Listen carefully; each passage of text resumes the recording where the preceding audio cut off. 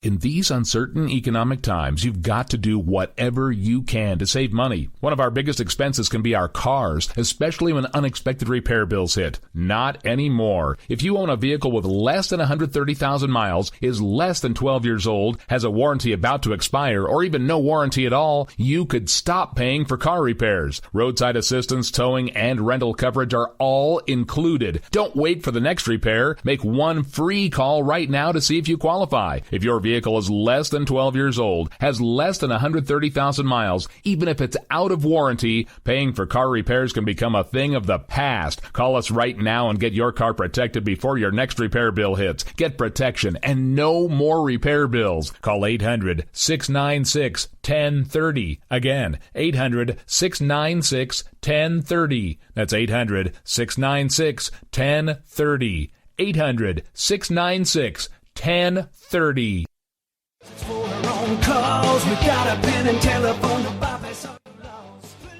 All right, folks, this is Rick Robinson with you. I want to tell you about some friends of mine from a company called Security Enforcement Specialists.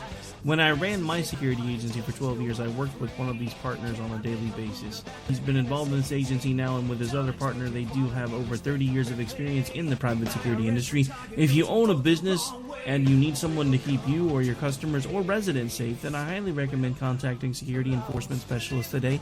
Give them a call at 405-703-1796. Again, that's 405-703-1796.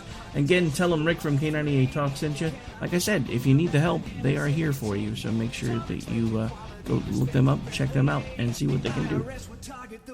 Wrong way. Welcome to the place.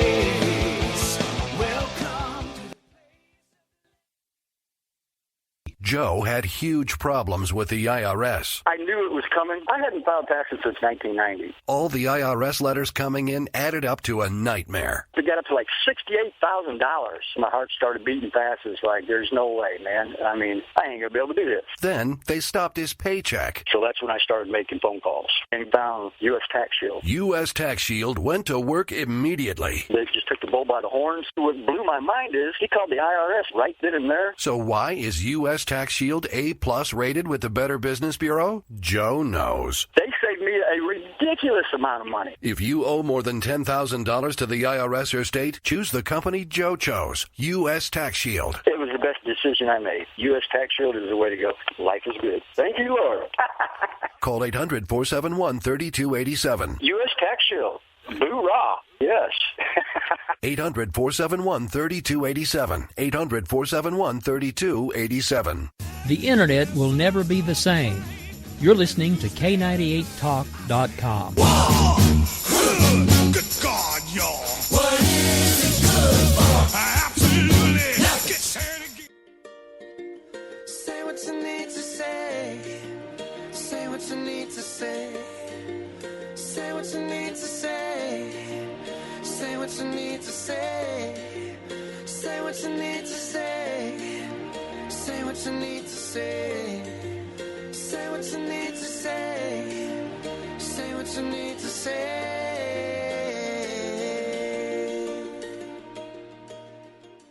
Live from Mississippi, here's Graceland with Jennifer Meadows. Well, American investors were in for quite a shock on Monday when the Dow Jones Industrial Average took an 1,000-point plunge right after the market opened. Now, all of this was because of a historic nosedive in the Chinese stock market. Now, interesting enough, Obama's Treasury Secretary, Jack Lew, was just quoted back in July, and that was just last month. He was quoted that Chinese markets are not linked to the rest of the world. And here I'm quoting him. He says, I will say that China's markets still are pretty much separated from the world markets. They're obviously moving towards being more integrated, but right now they're not, he says. So you're not going to see, he says, I don't think, any direct linkage there. Well, guess what, Mr. Secretary? You were wrong. But you're listening to Graceland on WNJC 1360. I am Jennifer Meadows here with co-host and journalist Kevin Fobbs.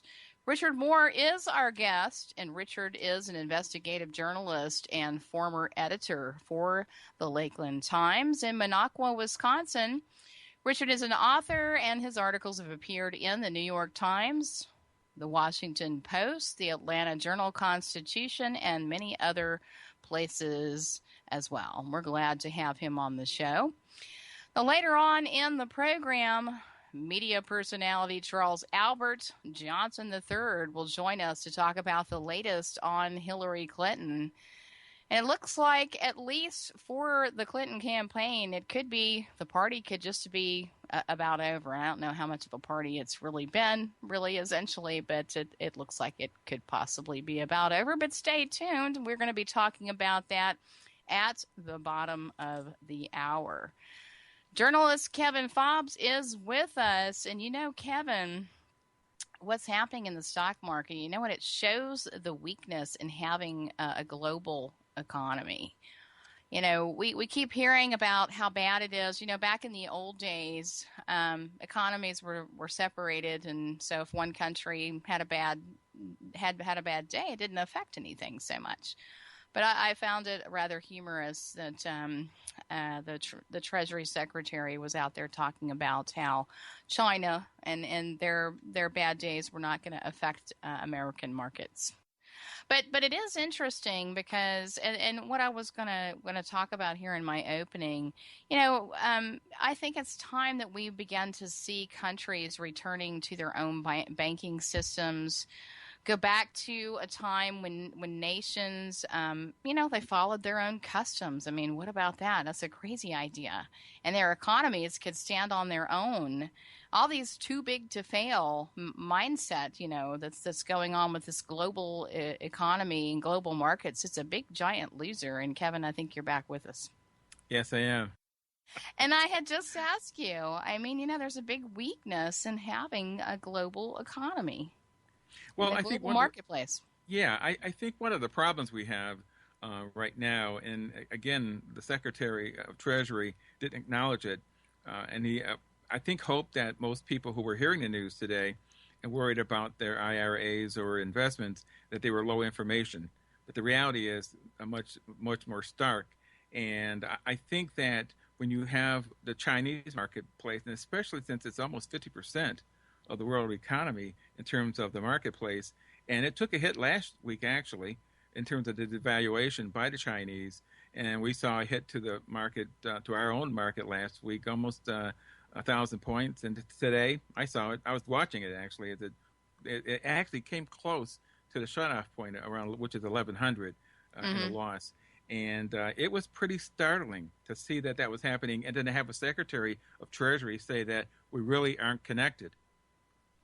Yeah, something's not wrong. Something's not connected, but it ain't that. So right, but exactly. The thing is, you know, 2 or 3 countries could basically bring down the entire world market. So I think, you know what? Here's the thing. You know, we need to really think about this whole global marketplace. You know, it's not working, and like I said a moment ago, this whole too big to fail.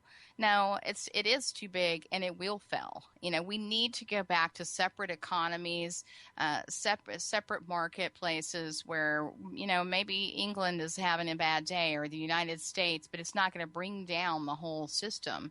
And so, you know, who knows how long this might take to actually put in place, but you definitely see a real weakness here and playing things this way, you know, globally speaking anyway. Well, I'm going to tell you again, you know, one of the problems that I see, especially since we really are indebted to the Chinese, and anytime that they wanted to call back their marker, so to speak, we're in a lot of trouble. We are seriously in a lot of trouble.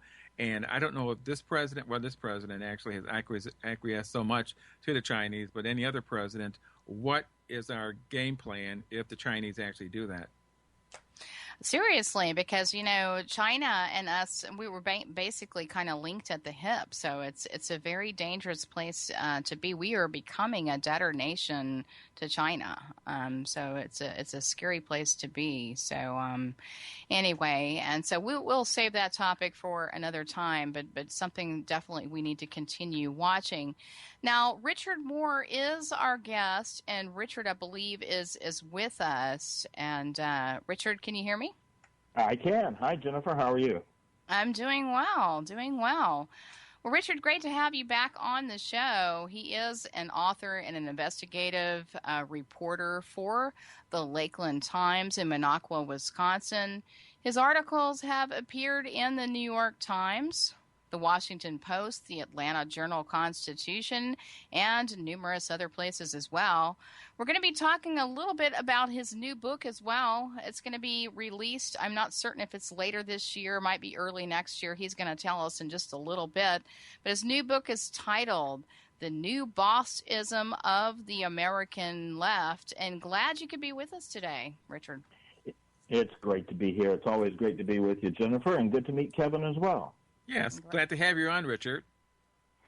Good. Now today we're going to be talking about the presidential race. Who's not talking about the presidential race thus far? So let's just talk, because I haven't gotten your take in the last number of months here, Richard. So how are things beginning to shape up in your mind? I know you've kind of got an inside track, especially on Scott Walker. So just the whole spectrum with the GOP in particular, winners and losers at this point. What do you think?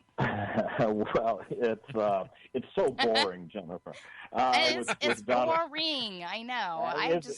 Isn't that Donald Trump guy just boring? He'll put you right to sleep. I know. I tell you what, I've given up political prognostication because I'm always wrong, and I always have been.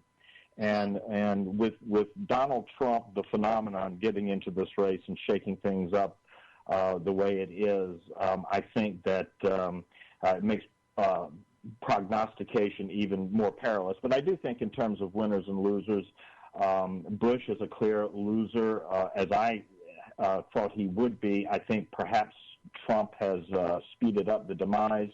He's done himself no favors, to be sure.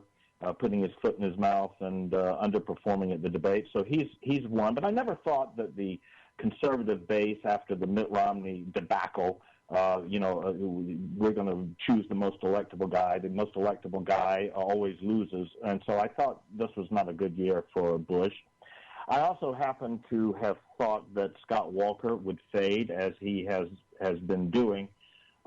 He's really fading.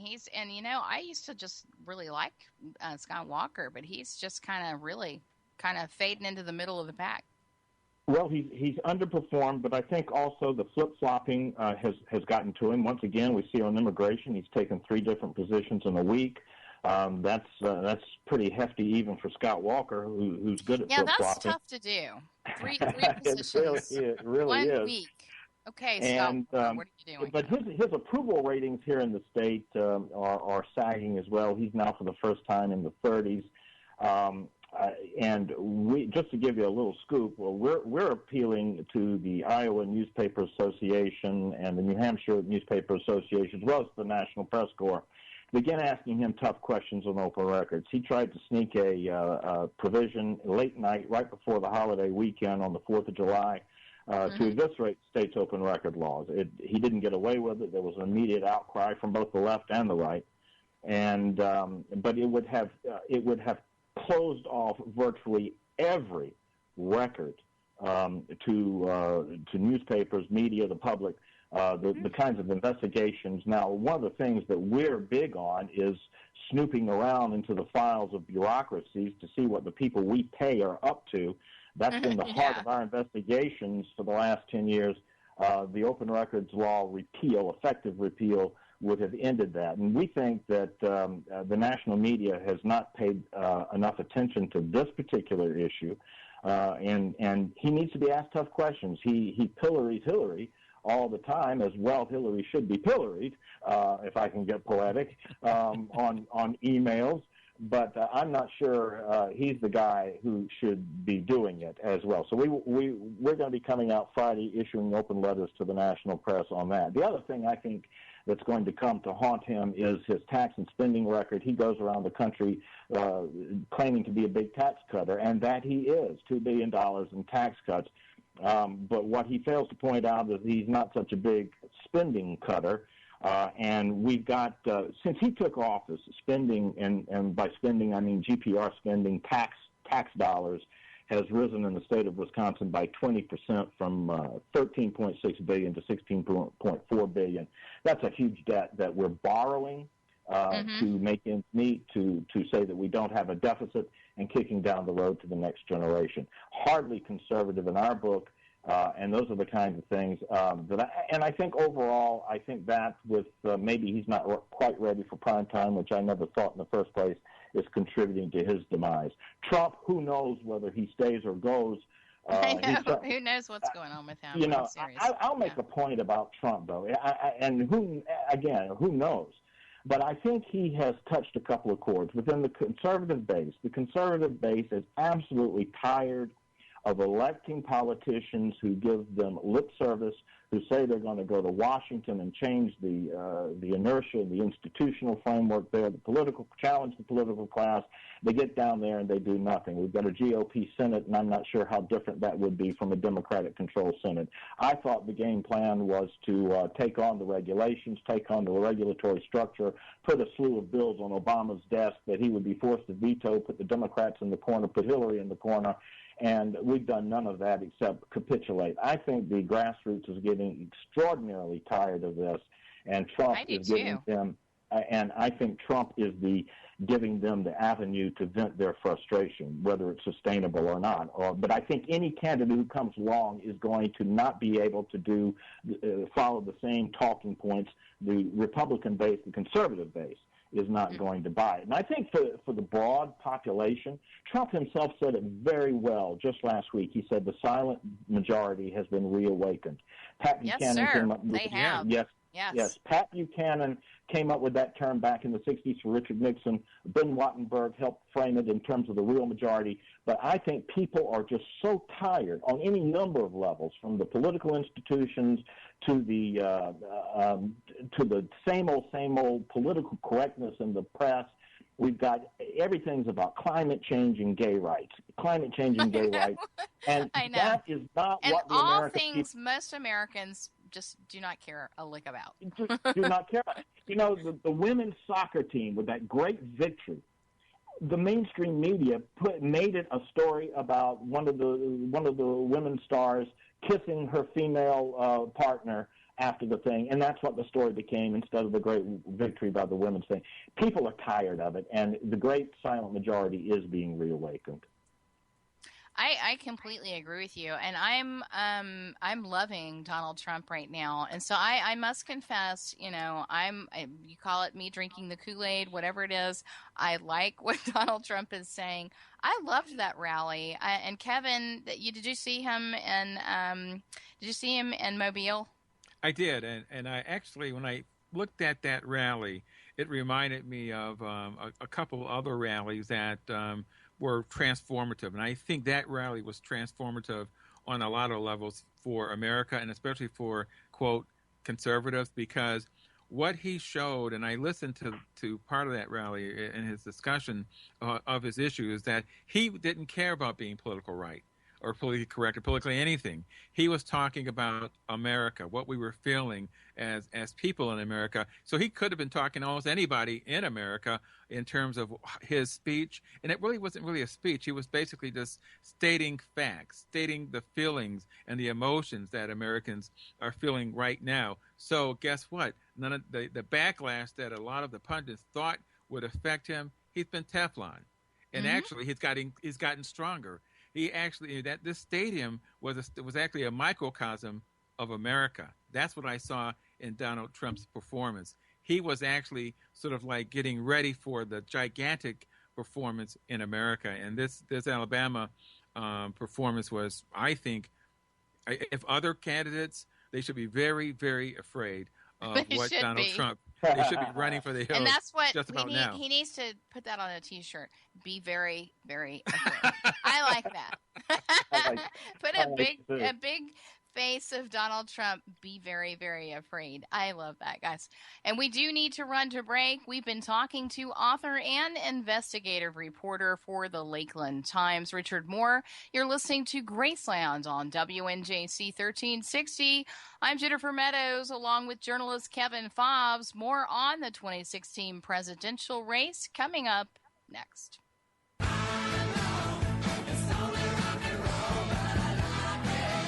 Hi, this is Ronnie Wood of the Stones for Rad. You know it's okay to rock and roll and party, because I do it all the time. Just let someone else do the driving. That's what I do. Remember, rock lives, and you should too. Please don't drink and drive. A public service message brought to you by the U.S. Department of Transportation, RAD, the National Association of Broadcasters, and the Ad Council.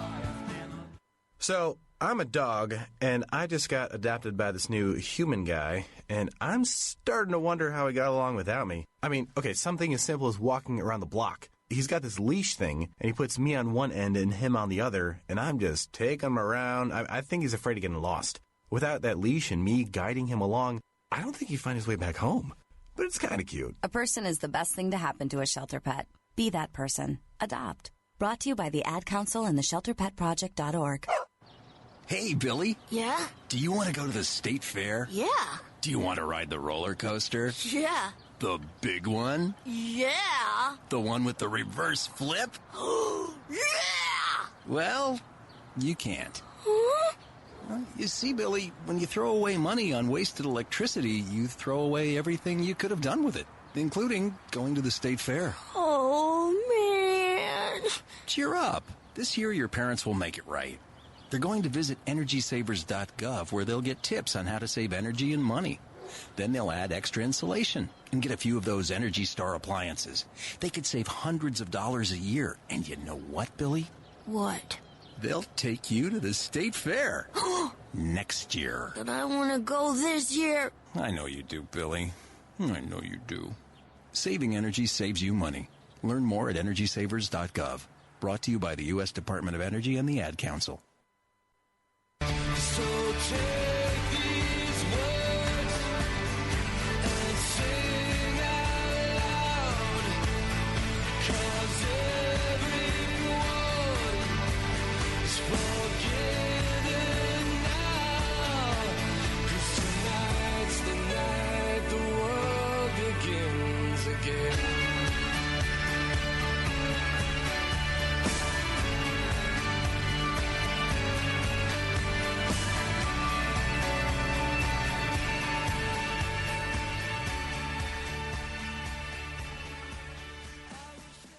Live from Mississippi, here's Graceland with Jennifer Meadows. Well, this is Graceland on WNJC 1360. I am Jennifer Meadows with journalist Kevin Fobbs. Richard Moore is our guest, and Richard is an author and investigative reporter for the Lakeland Times in Minocqua, Wisconsin. His articles have appeared in the New York Times, the Washington Post, the Atlanta Journal-Constitution, and a number of others as well. And we were talking about the presidential race just before the break. And Kevin, I'm going to turn it over to you. Yeah, okay. Richard, I have a great question. It's always sort of bothered me about Scott Walker that he seemed to be sort of like not, well, you mentioned it earlier, not ready for prime time. I don't think he was ready, period, for anything. I'm kind of wondering, to be honest, when I've seen him interviewed, he absolutely refuses to say anything specific. He will not talk about details. He will not relate anything about programs. He will only talk in platitudes. Is that really who Scott Walker is? That's exactly who he is. I've had the pleasure, if you want to call it that, of interviewing him several times, actually more than several times. And Scott Walker likes to talk and talk a lot, to the point that you can hardly get a question in edgewise. And when you do, he rarely comes up, as you say, with a specific answer. It is talking in generalizations. It's working, and we'll go from there. And he highlights the talking points, and that's about it. But that's who he is. Yeah, what really bothered me about him, because I had an opportunity to work with a good friend of mine who was governor of Michigan, John Engler. And John, I'm gonna tell you, the guy, he was just like a fountain of information. He could tell you programs that were cut. He could tell you what the balance was. He could tell you almost anything about his administration.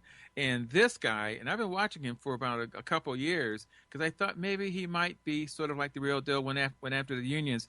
But I'm going to tell you, this guy was lame. I mean, totally lame. So I know, Jennifer, you kind of liked him in the beginning. So, I did. I thought, and here's what I loved about him. The fact that he's had all these recalls and he comes back, he keeps winning. But, there's obviously some fundamental problems. Oh, I think so. Yes. Well, I have to tell you, just to put a cap on the exclamation point on that, he did go after the unions. He went after the unions not so much out of an ideological bent, but when he was county executive down in Milwaukee, he just had running battles with them, and he just hated the public sector unions, and he went after them.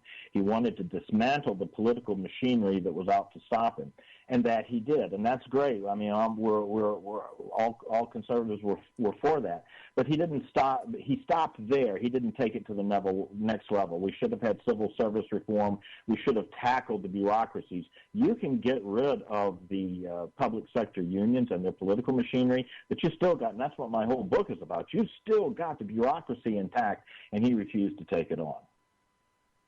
Why do you think that's a problem? Why do you think that Scott Walker didn't take that next logical step to take, the entire bureaucracy on? Was he just wanting to just get back at even, or is he just not ready for prime time?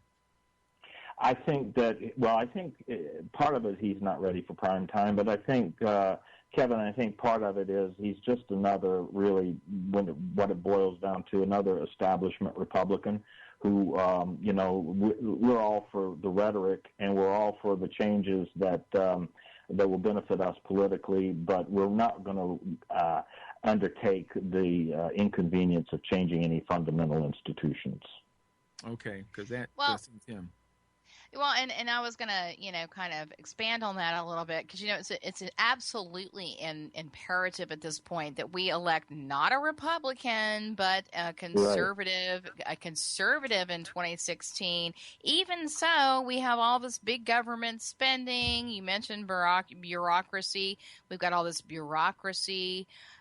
Creating all these big problems for and here's the thing, even if we get a nomination for somebody, let's just say like a Ted Cruz, even if we are able to elect a conservative president like Ted Cruz or somebody else that's ultra conservative, how are we able to pass any kind of conservative agenda when we continue to see all this pushback from the government essentially? So how do we get the bureaucracy to basically under control to get something done? Well, that is, in fact, my new book, The New Ball System, that's exactly what that's about. We don't have so much an imperial presidency today as we have an imperial bureaucracy. And there's a great guy, Joshua Kennedy, out of Georgia Southern University, did this study, and he found at best, a president can get the bureaucracy to go along with the executive orders and actions 67% of the time. Now, when you have a president like Obama who loves the bureaucratic agenda, who loves the big government agenda, it's harder to see. It's easier to disguise. But but it gets back to your point. If we elect a conservative, that's not enough because they will stymie the conservative. The ozone rule that is now coming down the pike is a great example. Going to cost America $1.7 trillion. We don't hear enough about it. It's supposed to be to blunt asthma, but asthma now, the latest studies, including ones out of Johns Hopkins, shows that asthma is not related to smog. It's related to indoor pollution, more to personal demographic poverty rather than to living in an urban neighborhood, for instance. So there's really, it undercuts the need for this rule. This rule started being put in place, though, back during the administration of the first George Bush. They pushed as far as they could get under Clinton. Bush fought it. George Bush fought other regulations, and yet, as James Catuso of the Heritage Foundation points out, we added $11 billion in regulations under George Bush, even though he was fighting them. These bureaucrats sit in and they write rules under unfriendly administrations, and then when an Obama comes along or a Clinton, they unleash them. To your question, how do we bring them under control? It's a core issue. It doesn't matter what we think about taxes and spending and globalization and ozone and all of these odd waters of the U.S. if we don't get the bureaucracy under control. There's a couple of things. Number one being civil service reform. The civil service protects these bureaucrats no matter what they do. The administration, the elected officials who come in both on the state and federal level need to be able to select the people they want.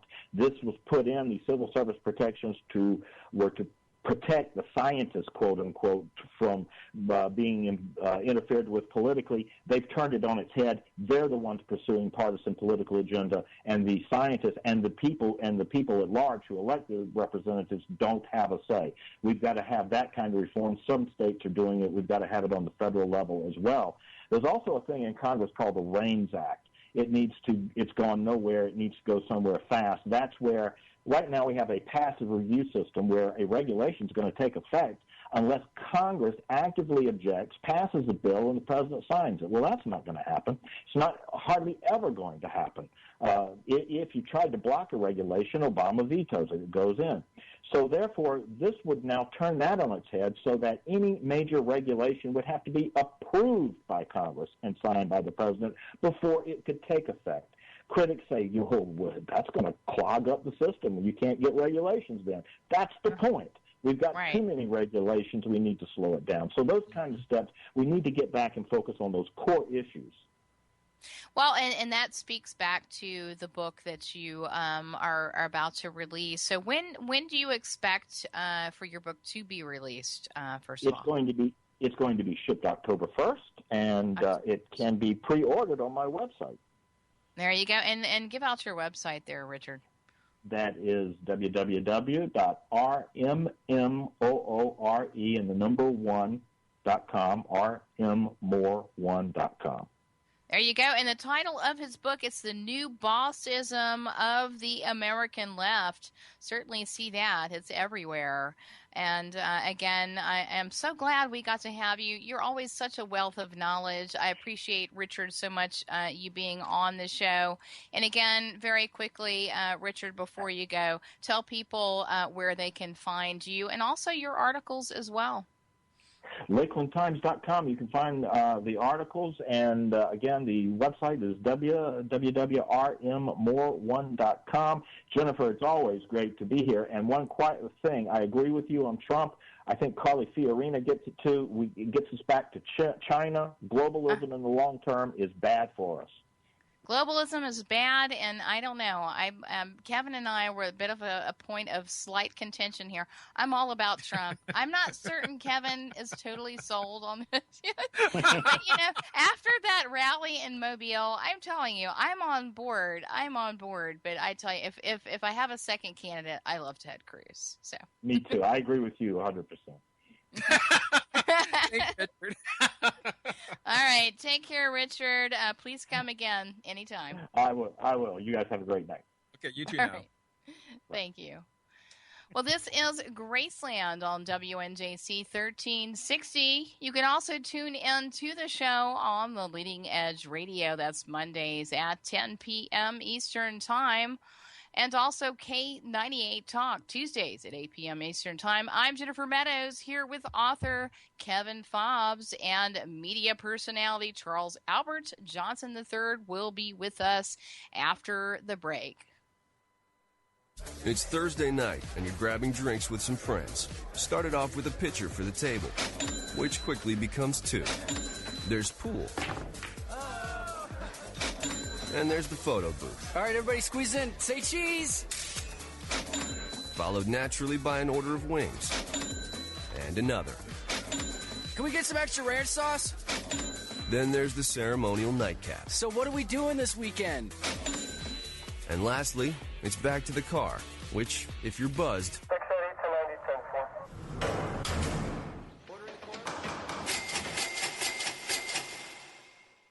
could be the most expensive night of your life. Getting pulled over for buzzed driving could cost you around $10,000 in fines, legal fees, and increased insurance rates. Nothing kills a buzz like getting pulled over for buzzed driving, because buzzed driving is drunk driving. Brought to you by the National Highway Traffic Safety Administration and the Ad Council. I started going cold turkey. Well, at least when I'm in the car. I know I shouldn't do it, but it's so hard to stop. That's why I hide it from myself, so I won't be tempted. I used to do it all the time. I stopped by locking it in my glove compartment. My friend used to do it way too much.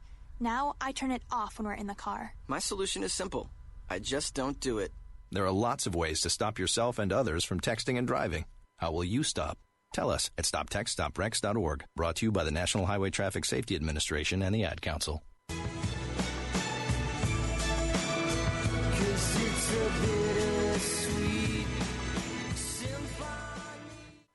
Welcome back to Graceland with Jennifer Meadows. Well, I am Jennifer Meadows here with co-host Kevin Fobbs and political insider Charles Albert Johnson III. He's going to join the discussion any moment, so we'll be waiting for him to call in. You're listening to Graceland on WNJC 1360, and thanks for tuning in to the program.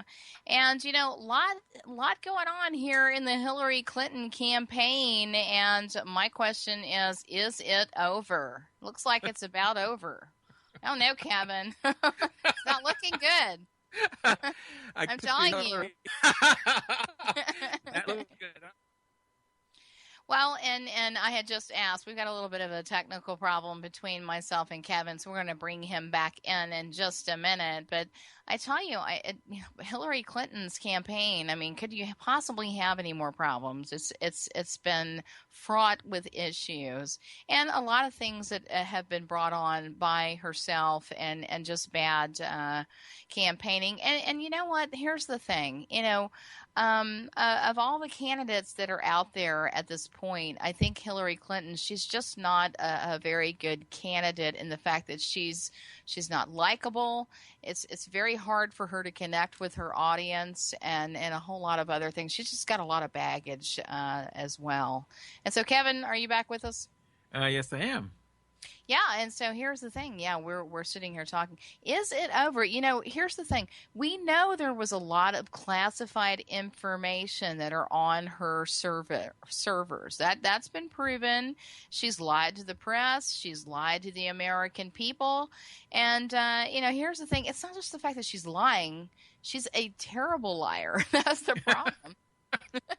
You know, and even prominent Democrats are starting to talk about this. And I don't know if you happen to see, but a lot of prominent Democrats are turning on Hillary. And Yeah. I'm not certain. I hear some money in the background or something. Not mine. I wish it was. Pay me some money. Anyway, but a lot of prominent Democrats are beginning to turn on Hillary, and the rumors are Joe Biden might possibly be entering the race. So, as I said before, here's my question to you. And Charles, are you with us? Yes. Hey, Charles. Hey, Charles. Hey. Welcome aboard. Glad to be here. Awesome. Glad you're with us. Now, here's the thing, Charles and Kevin. As I said before, is it over for Hillary Clinton? I'm going to start with you, Charles. Well, look, it's not over for Hillary yet, per se. She still has a lot of money. Most importantly, she has the ability to raise funds. She also enjoys a lot of support with the Democrat base. To call it and to say it's over, that I wouldn't do that. But at the same time, look, this email thing is really got her campaign in danger of complete implosion at this point. They're in full-on damage control because, well, she assured us there's nothing classified on the server. Nothing at all. Out, yes, there are classified materials on the server. Then the question of whether or not she attempted to wipe the server. And she tells the reporter, well, what do you mean, with a cloth? This is the time. This is what we're dealing with here. She clearly, and one of the reasons why I think that this email thing will eventually tank her is because she has none of Clinton's political acumen, none of his ability to deal with the people and to deal with the press. She's got none of it. And so she just comes off as she has something to hide. A Bill Clinton, she is not. And that's the number one reason why he could have probably survived this scandal. She, I believe, will not. Yeah, you remember some of those famous lines from Bill, what is. Yeah. And I did not have sex with that woman, Those are some classic lines from Bill. Hillary can't get away with that kind of stuff, though. And so my question is it over for Hillary Clinton, Kevin? Well, first of all, it's not over because as long as... Okay, ma'am, we're having some technical problems between Kevin and myself. I don't know what it is, but we're going to call Kevin again. So sorry about that, Kevin. But we've been talking about why, because here's the thing.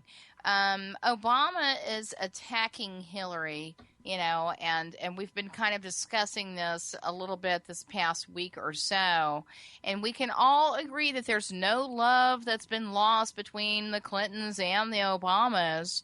And there have been a number of leaks to the press, a whole number of leaks that have been going on here for some time.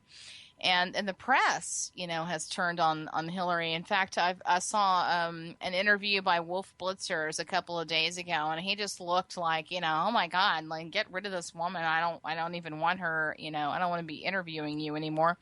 But do we agree that this is a stealth attack by Obama to take Hillary out of the election? I'll start with you, Kevin, since I'm having some audio issues with you. Yeah, I think it is, and I think that the Justice Department, because he does control the Justice Department, and especially the leaks about what they're looking at, as the judge said on Fox News yesterday, that the fact that the Justice Department and the FBI are not assigned to investigate machines. They're actually designed to investigate people, she being one of those principals in that case. And the answer to the president. So the president is sort of letting this drip, drip, drip kind of approach until Joe gets in. And then you may see actually some kind of indictment of the lower level staff, being Abedin or Cheryl Mills being indicted. And then, of course, to follow would be her. So again, this will probably happen by Christmas. Okay, very, very, very interesting. And so, Charles, do you agree that what we have here is a stealth attack by Obama to take Hillary out of this election? Well, of course. First of all, Obama and Hillary have never been the best of friends. First of all, no, not at all. Get that out. Ever since Obama began to surge in the Democratic primary in 2008 against Hillary, and Bill made that remark about where this guy come from. 3 years ago he'd been getting us coffee. Ever since that, I think Obama's had an inherent disdain for Hillary. So I really think that he has.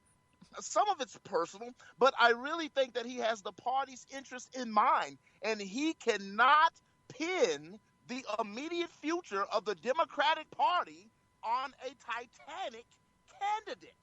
And that's exactly what these scandals are turning Hillary into, the inevitable sinking ship.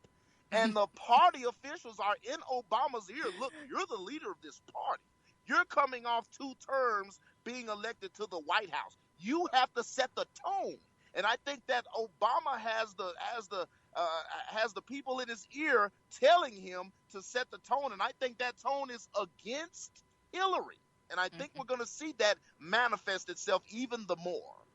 And I think it's a whole lot more than just payback. It's a whole lot more than just payback on the part of Obama.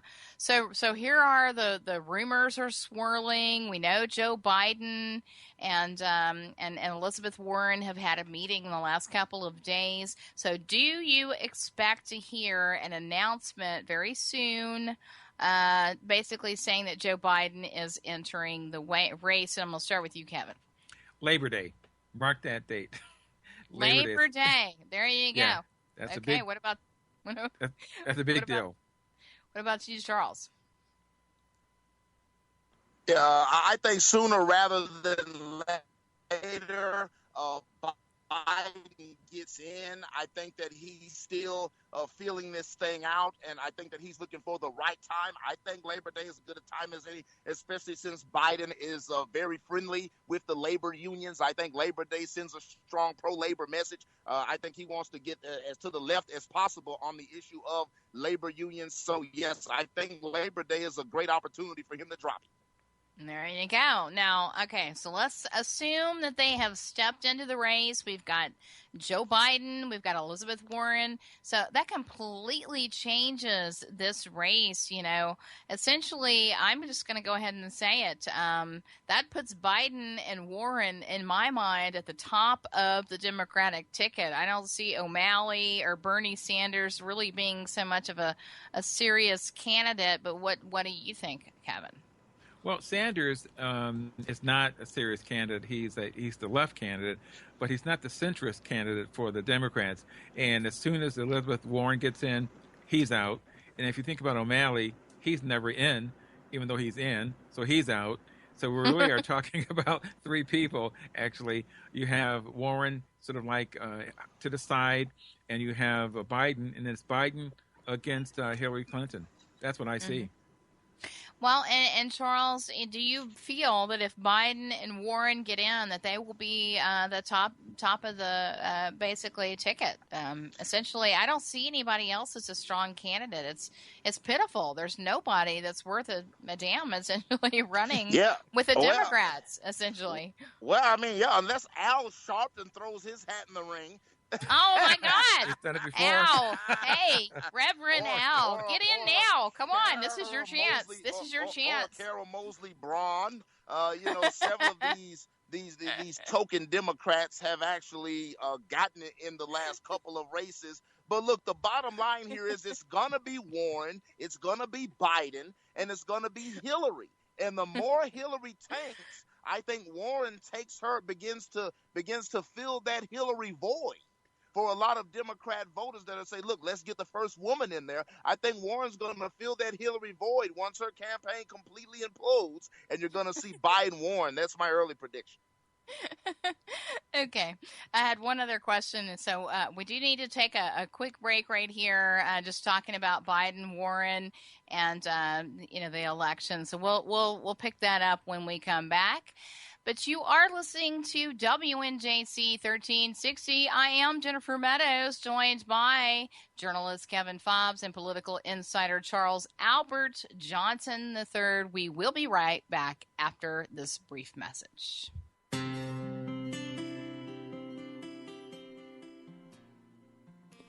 Hey, we've all had computer problems. The question is, what then?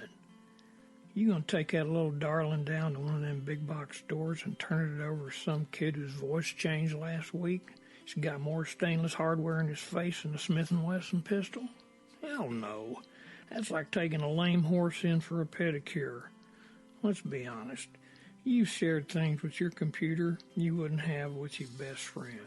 Now that's a special bond. And you need someone who understands that relationship, can bring her back good as new. You need Jaffrey Computer. I know that old boy who runs that place, and he's as good as gold and smarter than your 7th grade science teacher. Jaffrey Computers at JaffreyComputer.com. Trust no one else. Hi, I'm Joe Perry. And Steven Tyler from Aerosmith, here for RAD, recording artists, actors, and athletes against drunk driving. Yeah, you know we love it when the music does the talking. And you know, the music stops when someone gets killed. So never let someone you know get behind the wheel if they've been drinking. So keep it real. Friends don't let friends drive drunk. A public service message brought to you by the U.S. Department of Transportation, RAD, the National Association of Broadcasters, and the Ad Council. You and your family are connected by routine, and you stick to it. But what if a disaster strikes without warning? What if your day's routine is disrupted and you can't reach your family? Have you planned for that? Before a disaster turns your family's world upside down, be ready. Get a kit. Make a plan. Be informed. Learn how at www.ready.gov. Brought to you by the Federal Emergency Management Agency and the Ad Council. Welcome back to Graceland with Jennifer Meadows.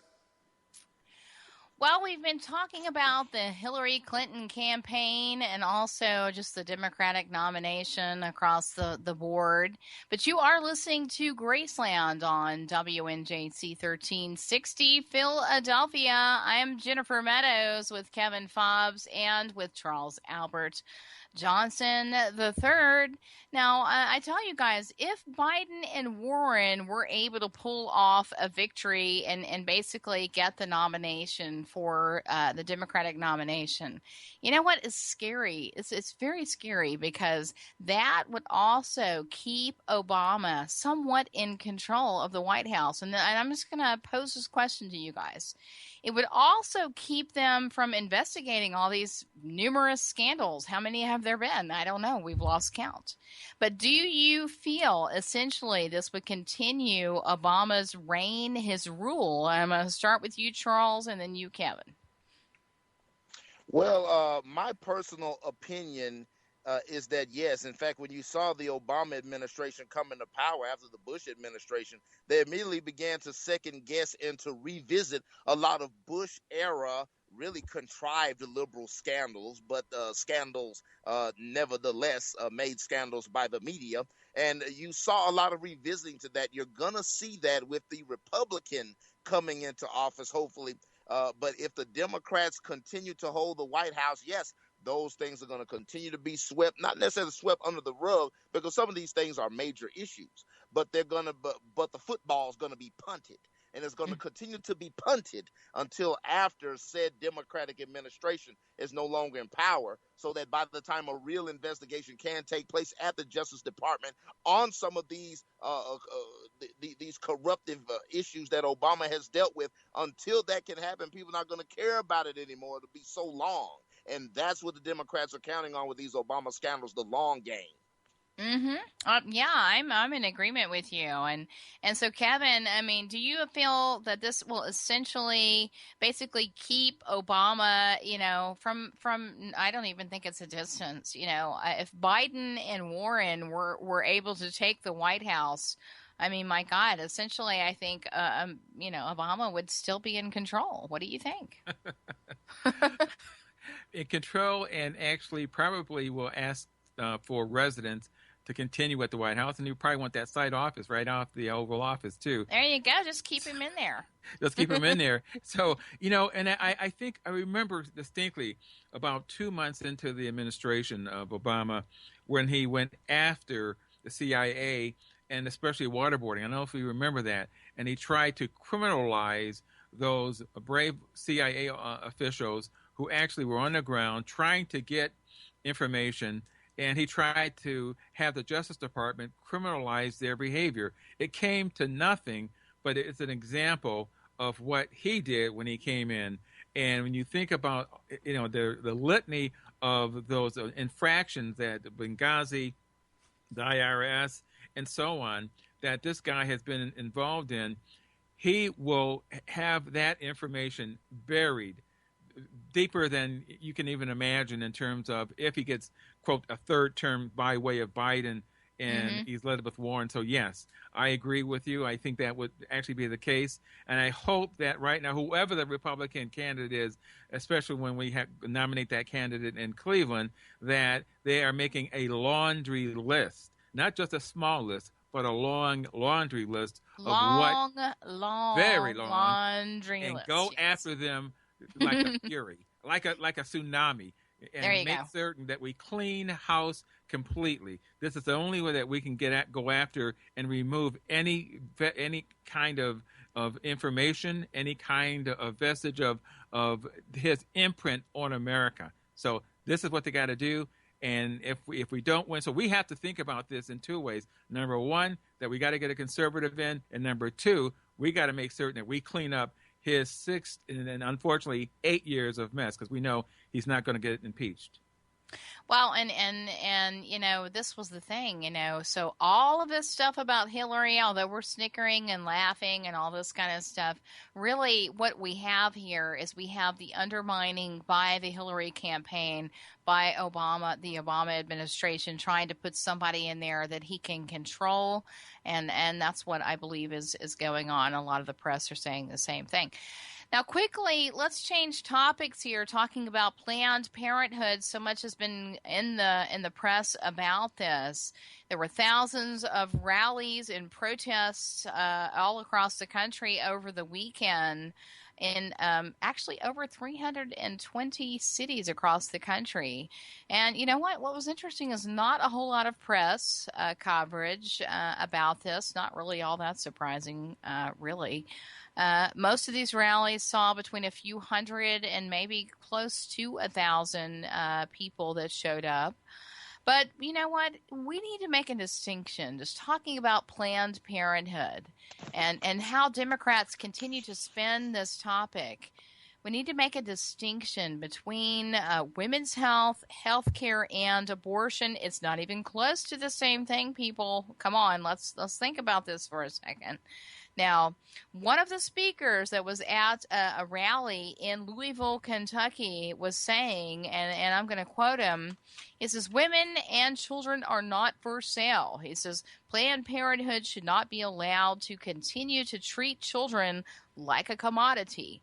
We continue to see this through the videos of the Center for Medical Progress, that children are being dismembered and cut up so their organs can be harvested for profit." I mean, my God, that sounds like something out of a nightmare. So I still feel there are a lot of misconceptions about the whole abortion industry. So very quickly, let's talk about Planned Parenthood. Essentially, what we're talking about is genocide of a culture.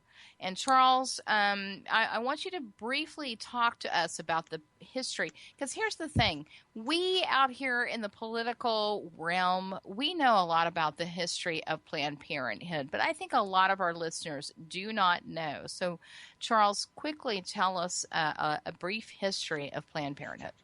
Yes, indeed. Well, Planned Parenthood, the founder, first president, Margaret Sanger, she had a vision that was heavily influenced scientifically by the eugenics movement. And of course, the eugenics movement went on to have a heavy influence in Nazi Germany, basically making the gene pool better by eliminating the undesirables. And of course, Margaret Sanger had this project called the Negro Project, in which she wanted to minimize the reproduction of black people in America. And so here we have a dastardly plot that was hatched against black America by Planned Parenthood. And that's why I really feel some type of way about President Obama, our first black president, speaking glowingly of Planned Parenthood, speaking at their events. Hillary Clinton, of course, a big endorser of Planned Parenthood. Planned Parenthood began with an agenda to eliminate the undesirables, or rather even to minimize the undesirables. So, and then here we have them selling harvested organs from aborted babies for a profit. With an organization beginning with the type of moral degradation that Planned Parenthood did, it should come to no surprise that those whom they deem to be not fully human, they believe that they can exploit for a profit. And it's time that we as Americans join the effort, regardless of your political affiliation, to defund Planned Parenthood from off the public dollar. Zero taxpayer funds should be going to this organization. It is appalling what they're doing, and I'm glad that a lot of Americans are waking up. Amen. Amen. I'm telling you, Charles, and incredibly, Kevin, since 1973, abortion has decreased the black population by 25%. That is pretty incredible, Kevin. Oh, it's not it's astounding. Astounding, yes. Nowhere in the world would we ever allow this to happen. The elimination the planned elimination of 25% of anyone in this nation. And this is what's so, I think, despicable about this, is that how obvious she was in what she meant and what she did and her execution of it. I mean, there was a letter in 1939 which explained that this is, as she said, this is not asking or even suggesting a cradle competition between the intelligent and the ignorant, but a drastic curtailment of the birth rate of the unfit, the diseased, and the incompetent. And she included Jews, black people in that unfit and incompetent.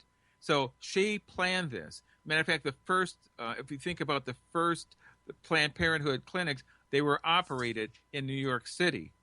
And the goal was to encourage not just that population, but the ministers to go along with, because you needed the church to go along with this destruction, this planned destruction of black people, of black babies. And this has been going on since the 1930s. So this is what's so despicable about it, because we go back to when abortion was made, quote, legal, but I'm going back further to the 1930s when the actual plan was being implemented by Margaret Sanger for the elimination of black people, period. It's absolutely incredible. And if the black population in America really knew the genesis of all of this, here's what she said. Human weeds, she said, reckless breeders, spawning. She says, human beings who never should have been born. And that's a quote from Margaret Sanger. That's what she said. 58 million babies have been aborted since 1973. I'm telling you, it's absolutely incredible.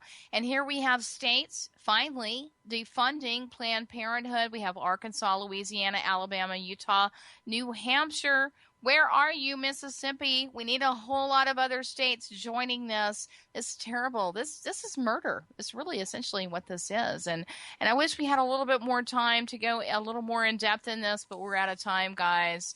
So, Kevin, thanks always for being on the show with us. And here. Please tell our listeners where they can find you and also your articles, Kevin. You can find me at comdiginews.com, and you can also find me on Twitter. Just Kevin Fobbs at Twitter. And, of course, you can always find me on Facebook, or just Google me. Just Google my name. You can find me almost anywhere. He's everywhere. He's everywhere. And Charles, where can our listeners also find you as well? Yes, you can find me on the social media, Charles Albert Johnson III, on Facebook, also on Twitter at Sons, S-O-N-Z, Sons of Liberty 76. And I hope you heard that. Charles is on Twitter, everyone. Yes. So please, yes, all hey, right. Hey, Charles. Woohoo! I'm a tweeter. He's on Twitter. My God. I'm sorry. Look for me also on Twitter. It's JM Graceland. You can also look on our website. About to have a complete overhaul on our website. Jennifer Meadows, Graceland.com. Thanks for listening, Philadelphia. Take care. God bless. And until next time, folks, good night.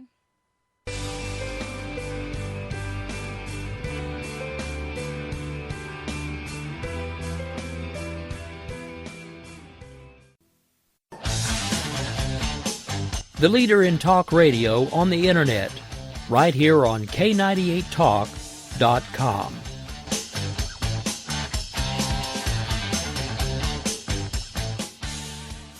When our water heater broke down last month, it was a nightmare. It took 5 hours for the plumber to show up, and he charged us a couple of $100 just to come out. And then it cost another $1,800 to put in the new water heater. By the time it was all said and done, I felt like I'd been taken. But what else could I do? The smartest thing you can do is get a home warranty from American Residential Warranty. Their home warranties pay to repair or replace all your major appliances when they break, and they will break, and at the worst possible time. Call American Residential Warranty right now for free information on home warranties starting at just pennies a day. Don't wait for your refrigerator to stop running or your ceiling fans to stop turning. Call American Residential Warranty right now. Ask how you can save up to to 50% on washer and dryer coverage. Just call 1-800-513-6154. That's 1-800-513-6154. Again, 1-800-513-6154. Call now.